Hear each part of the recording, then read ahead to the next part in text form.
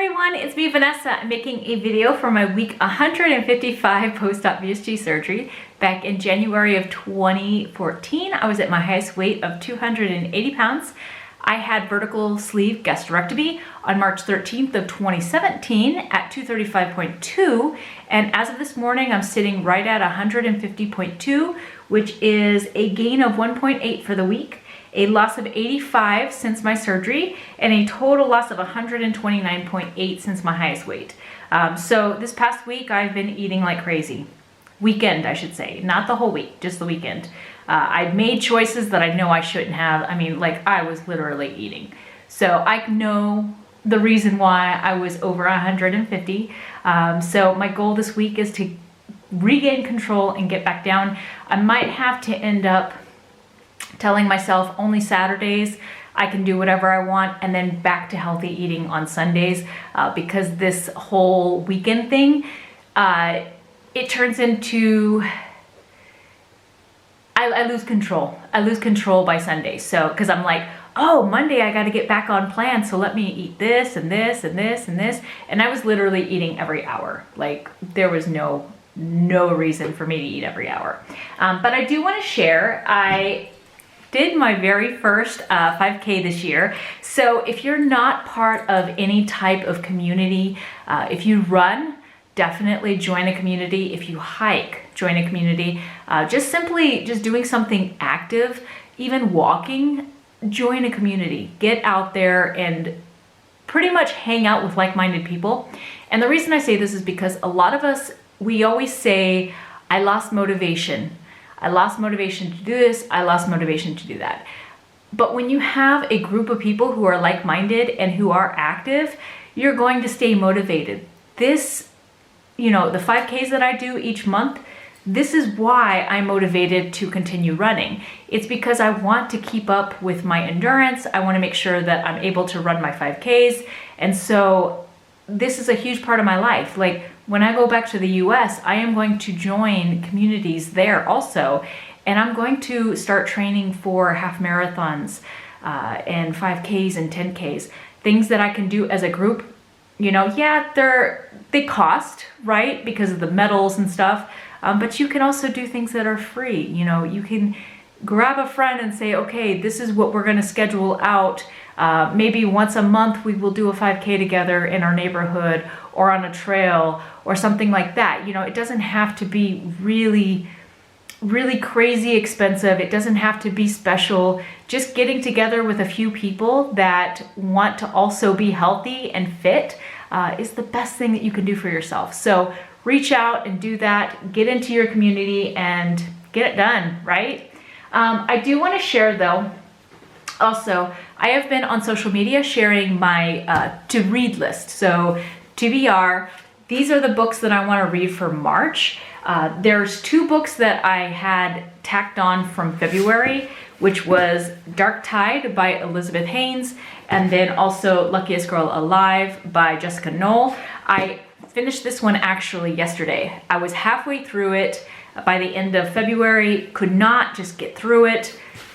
I have my review on my Facebook and Instagram on this. Check it out, Cessa Lopez. I won't be keeping that one. Spoiler alert. But I did not spoil the book. So if you do want to read it, I did not spoil it, but it was not my favorite. It took me almost a month to get through. No joke. But I did start this kind of in February too, because I read 2 chapters in February, which is Proteinaholic by Garth Davis. You guys, I'm on the 3rd chapter right now. I love it. I really do love it. It does touch on our culture, which is protein, like everything protein. Like, we have to have so much protein in our diets, and it really gets into, not necessarily, okay, so he is vegan, so you're going to have kind of like a bias on that, but it does share a lot of research and stuff that goes towards people just need to eat more fruits and vegetables, just plants in general, over eating a lot of just protein. So, great book so far. I really like it. This one I started last night. I like it so far. I'm not even through a chapter yet, so I can't really tell you how I like it yet, but so far it's interesting, way better than the other book. And then I'm excited about this one. This is my guilty pleasure. Those who have watched the Nick Lachey and Jessica Simpson Newlyweds show, you guys, she has a book. Oh my gosh. So Open Book by Jessica Simpson. I'm going to read this month simply because I want to know what's going on in her life, what happened in the past. Maybe she's going to share it, maybe she's not. I don't know. I'll keep you guys posted. This was a last minute pick though for this month because I originally had decided to read, it was Stephen King's Dr. Sleep, but I thought, well, if I was having such a hard time with another, fiction book, let me pick up a nonfiction. So I ended up seeing this. It was on, what day did I see this? Friday? I picked it up on Friday or Saturday. No, Saturday. I picked it up on Saturday and I was like, you know what? I want to pick this for one of my books because I read the Leah Remedy within 3 days. So I think this will be a quick read for me too. So those are my books for my TBR for March. And then what else going on? So in the next week, so not this week, but next week, I will be 3 years out from my VSG surgery. So after that video I'm gonna make, so if it's the 13th is my 3 years, I'm not gonna be making a video that Friday for my 3-year post-op. I'll be making it the following Monday. So in about 2.5 weeks, you'll be getting a video about that, or 3 weeks, I should say.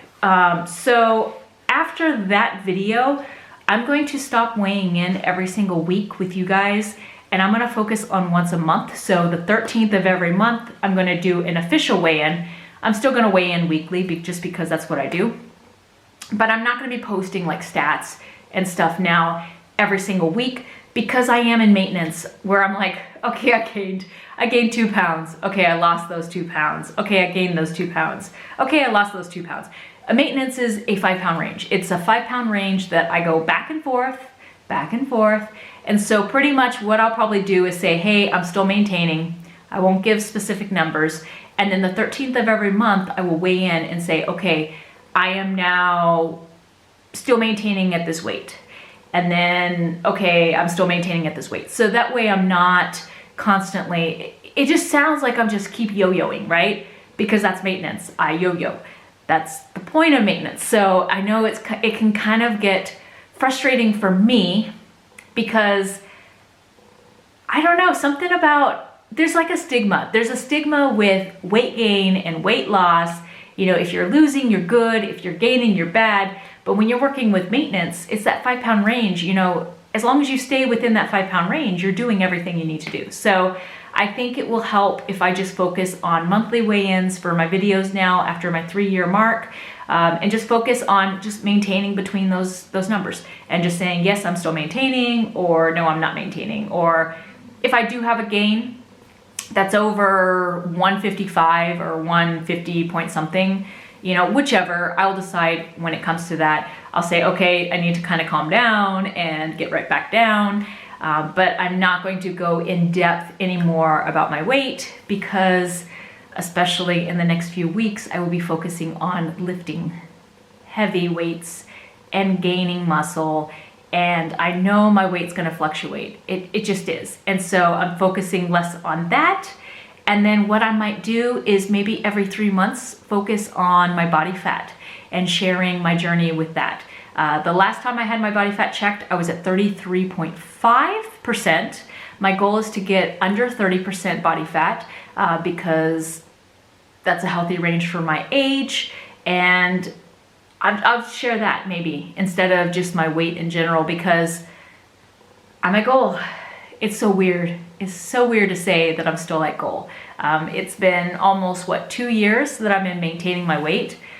And I'm maintaining my weight lower than I did last year because I was at 150 to 155 last year. This year, I'm focusing on maintaining between 145 to 150. And so my maintenance has changed a little bit, but not drastically. It's been like 3 pounds. That's it. Like that's pretty much all the change that has happened in the past 2 years.